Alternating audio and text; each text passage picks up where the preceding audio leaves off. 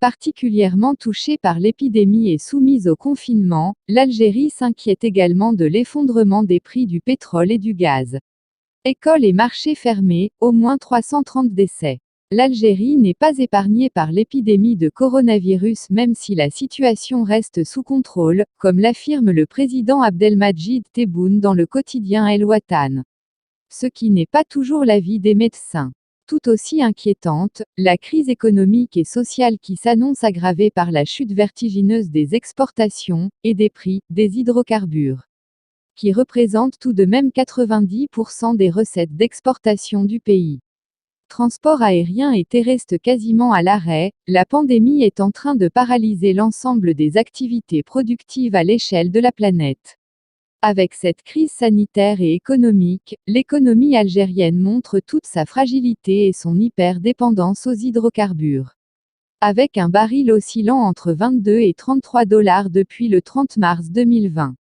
Les réserves monétaires du pays s'épuisent rapidement, alors que la loi de finances 2020 tablait sur un prix du pétrole autour de 50 $.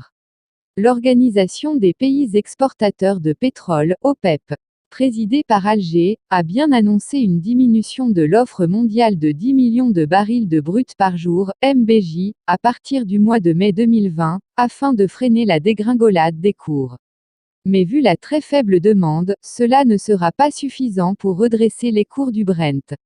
Le président Abdelmadjid Tebboune a reconnu la vulnérabilité de l'économie algérienne, en raison de notre négligence pendant des décennies à la libérer de la rente pétrolière.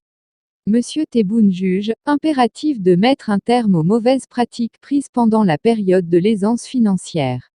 À l'exemple du gaspillage et de l'esprit de fainéantise et de surconsommation. L'économiste algérien Ahmed Damani énumère les dangers de la situation: assèchement rapide des réserves de change, aggravation du déficit budgétaire et de la balance des paiements, forte dévaluation du dinar et poussée inflationniste. Au bout du compte, la récession économique et son corollaire, le chômage de masse. Les réserves de change sont tombées sous les 60 milliards de dollars fin mars 2020, contre 80 milliards, 73 milliards d'euros, fin 2018.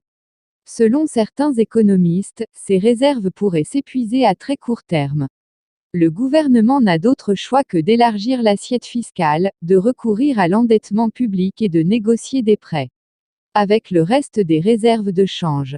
Cela devrait lui permettre de tenir jusqu'en 2021. Mais après, s'interroge Luis Martinez, spécialiste du Maghreb au CERI Sciences Po de Paris. Pour faire face à cette situation alarmante, le gouvernement n'a pas encore enclenché la planche à billets, mais a annoncé une baisse de 30% du budget de fonctionnement de l'État, sans toucher au salaire des fonctionnaires et au financement du système de santé. Ainsi qu'une réduction des importations du pays de 41 à 31 milliards de dollars, 38 à 28 milliards d'euros.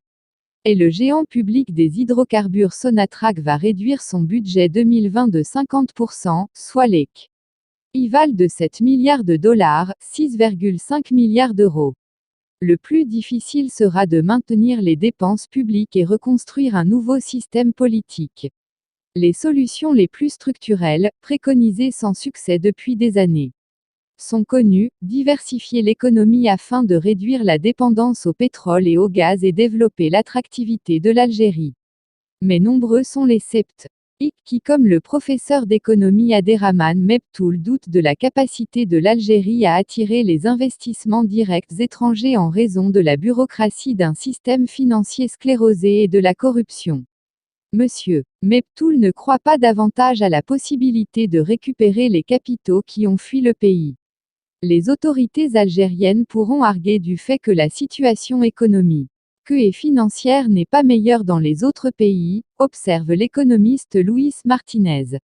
Selon lui, ce n'est pas l'année 2020 qui est en procès, mais les 20 années de clientélisme, népotisme et corruption du règne de l'ex-président Abdelaziz Bouteflika.